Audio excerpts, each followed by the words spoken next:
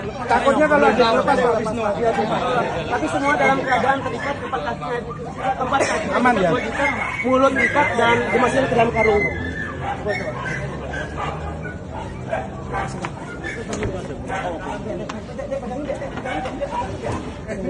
Coba dilihatin dari atas. Aman ya? Oke, buka. Jadi ini kondisinya seperti Tuhan Yesus. Nah, ini kondisinya seperti ini, mereka diikat keempat kakinya dan mulutnya, lalu dimasukin ke dalam karung. Ini fungsinya supaya, jadi gini Pak, mereka ini pembelinya sudah menunggu di pinggir jalan tol. Jadi mereka ini dibuang dari atas truk ke atas mobil pick up yang sudah ditunggu para pembelinya.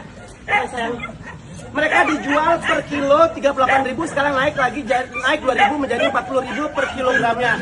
Dalam sebulan, mereka hasil investigasi saya mereka menghasilkan 15 juta untuk dalam sekali perjalanan.